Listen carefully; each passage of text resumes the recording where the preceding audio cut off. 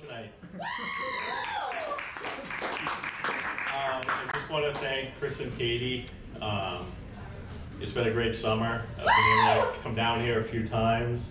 The academic semester begins next week, so you won't see me for a while. Oh, maybe in December. December. Yeah, so we'll think about that. I'm going to read from my novel.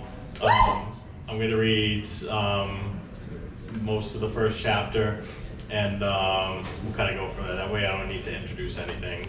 Sounds good. So, Title. Title is to be determined. So, Troy arrives early because he always expects the worst case scenario. Without removing his sunglasses, he shakes the snow from his winter coat and lays it over the stool next to him. He slinks up to the bar, snugs his faded gray hoodie over his head, body heat fogging his sunglasses, and runs his finger along the sticky chipped wood. Walk This Way, this one-star Chinese joint nestled among the pine trees in southeastern Massachusetts, has allegedly roped off a section of booths in the back to keep enraged sports fanatics away from Troy. Brian was supposed to reserve the booths. Brian isn't here yet. Some things never change. That asshole calls Troy all the time with big ideas, and he's always late. Troy and Brian were once regulars here. Years later, Walk This Way is still the default meeting place to scream about the issues that matter. Democracy, foreign relations, and playoff football. Troy's mood tonight is somber. He isn't happy with what's happened to the copper, hoodie-clad statue of Quincy Adams, founding father of the free state of New England, in front of the building. Poor Quincy is taking a baseball bat to the face, while 25ers suck is spray painted on his chest. Troy speculates this senseless beating was delivered by jingoistic tourists from New York or Philadelphia, who often taunt the local citizenry, telling them it's only a matter of time before the United States takes back New England. Inside, Walk This Way glimmers with rows of big screen TVs. Like slot machines, they surround the bar, the lounge, the kitchen, the coat check, the men's room urinals. Troy left his signature bandana at home because it would make him easily recognizable. He's still being accosted by live tweeters and talking heads, angling for the exclusive interview he refuses to grant. Boston.com, Barstool Sports, Channel 5, 96.3 FM, The Sports Dynasty, Radio Free State, New England's 10 million bloggers and podcasters, the list goes on. He tightens the hood over his head and commandeers a sauce-stained menu off the bar. Troy orders his favorite craft beer.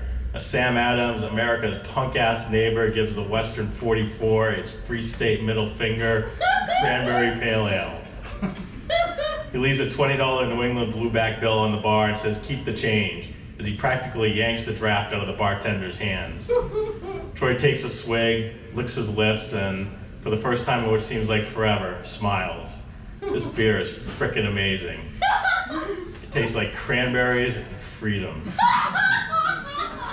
Brian finally walks in. Troy's future is dependent on a man dressed in a black Midnight Gamers t-shirt and khakis, looking almost like the sole survivor at the beginning of Fallout 4. Sometimes Brian's retro like that, and these days anything post-apocalyptic and dystopian is trendy again. Brian checks himself out in the mirror and puts down his gelled hair. He looks around as if expecting the restaurant to burst into applause. A waiter gestures for Brian and Troy to follow him to a sealed-off group of booths fronted by a bouncer. As they seat themselves, Brian pats Troy on the back. "Thanks for swinging by. Let's talk about the job." "I'm surprised to hear from you," Troy says. "I thought you were busy." "I'm always busy. This deal isn't going to make itself." At a nearby table, three women negotiate a refill of their Scorpion Bowl with the waiter. Brian looks at them and then looks at Troy and says, "What about the blonde?" Troy side-eyes Brian because that's the last thing on his mind, and even if it wasn't, one of the women returns fire by saying, "It's Alyssa, and don't waste your time." Troy returns to the task at hand. "Is it official?" "Only a matter of time." Troy nods and quaffs some more of his pale ale. He's wary of the bouncer, whose baseball cap is splashed in the red team logo of the Boston Selectmen football team. Bad sign. In the past week, Troy has become enemy of the state and Selectman Nation. He situates himself facing the bar to keep a watchful eye on the patrons. Their behavior becomes increasingly erratic as the alcohol flows. The big screens that aren't showing tonight's Celtics or Bruins games are recycling highlights of last week's Patriot Bowl, the championship game of the Free State Football League. Troy winces. Brian punctures the brief silence. Why didn't you text me? You don't need to be bogged down by my problems. You already have big things on your plate. The big things on my plate are exactly why I expected you to text. I didn't text, Troy tells Brian, because I didn't think you'd want me. A young man and woman, both wearing 25er jerseys, nudged their way past the guy in selectman regalia to order a Scorpion Bowl, inadvertently smacking the bill of his baseball cap. Still waiting for his pitcher, selectman guy stares and shouts, "Watch it, assholes." The young man in the 25er jersey responds, "Congrats on winning the Patriot Bowl." He says, "Oh, wait. You wish your sorry-ass team even made it to the Patriot Bowl," the selectman fan says. "You wish your sorry-ass team would have punted with 6 seconds left." In response, the selectman sucker punches his adversary. It's on. Several people join the scuffle, choosing sides based on team merchandise. Troy and Brian adopt fight or flight mode. Brian leaps to his feet, ready to jump in if the brawl spills over into the roped-off corner of the joint. Troy crouches, ready to flip over the table, smash the bottle of Sam, and use the sharp edges as a weapon if necessary. Troy thinks about the owner of Walk This Way, Mr. Shi, who fled communist China and later authoritarian America with the clothes off his back, settling in southeastern Massachusetts and opening a place where people could eat comfort food and enjoy themselves. During Troy's high school days, he overheard his football coach saying the bartenders here never carded and the Scorpion Bowls were potent. Mr. Z knew Brian and Troy were underage, but he told them, "You're funny and I like you. Keep it quiet and don't cause any trouble, and you can have your Scorpion Bowls." At 32, Brian has finally brought trouble to poor Mr. Z. It's not long before Troy has barricaded himself in the corner. Every employee in the joint is pulling combatants off each other. The Carver Police Department arrives, and soon less than lethal weapons are flying across the main bar. Things have deteriorated across from the ladies' room, where officers try to de-escalate 2 fans by putting them in chokeholds. A guy in a So New It Sparkles red and black hat that reads, "Providence Steamrollers, Patriot Bowl 39 champions," walks by the 2 now subdued fans and announces, "Hey, fuck stains, both your teams suck." Troy knew it was a bad idea to venture out. "Relax," Troy calls out from the doorway, bracing for possible combat. "I got your back," which Troy would like to believe, but Brian often talks a better brawl than he fights. Only when the guy with the selectman bandana returns to stand guard of their section, cross-armed, joined by a second bouncer, does Troy show signs of de-traumatizing, cautiously sitting back down, clutching his beer once again for consumption rather than defense. A handful of officers remain inside to enforce an uneasy peace, while some fools taunt a visibly upset Mr. G. It's apparent there will be a lot of extra cleanup after closing time. "It's a wicked world out there," Brian says. "You don't have to tell me," Troy says. A waiter stopped by. Troy and Brian order a poo-poo platter, General Gal's chicken, lo mein, pork fried rice, the works. Another Sam for Troy, and a Red Hook ale for Brian, which is such a Brian thing to do. Order the American beer that also maintains a brewery in New Hampshire. He's a globalist. He loves free trade as much as the Free State. Brian holds the Red Hook aloft like an actor in a beer commercial. "Troy, I'm asking you not because we're Carver High homies, but because you're the guy I need." "I don't even know if I'll be able to coach this year," Troy says. "I'm still waiting to hear from the commissioner." "Commissioner, please. We'll slap you with a fine. Chump change." That's what Patriots fans thought was going to happen to Bill Belichick. That was a different era, and I don't care what anyone says, Belichick faked his own death and escaped into the woods of New Hampshire. Brian, there's a Wikipedia article devoted to the trial and execution of Bill Belichick. Indeed, these are all easily verifiable facts, even if they happened before Troy and Brian were born. Troy's mom used to tell him about it. "That's what they want you to believe," Brian says. "Who's they?" "You know damn well you can alter the past. Wikipedia can be edited." "Why now?" Troy asks. His dream of coaching in the NFL long dashed through irreconcilable conflicts of football strategy and geopolitics. Troy is now settled for coaching with several different teams in a second-tier league.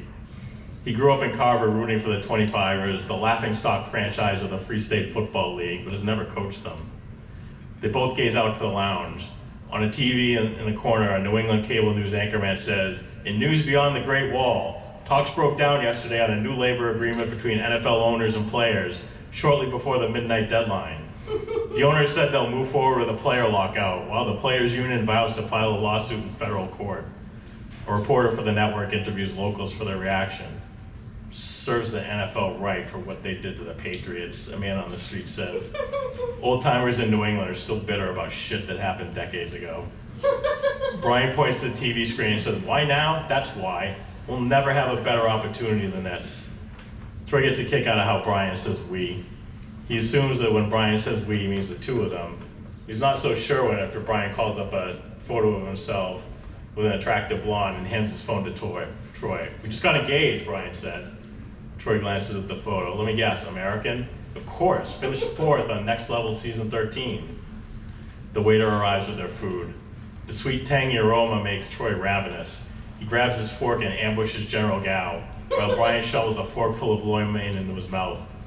"Remember," Brian said, "25ers are the only team we're waiting on. Red Sox, Bruins, Celtics, they've all won championships in our lifetime."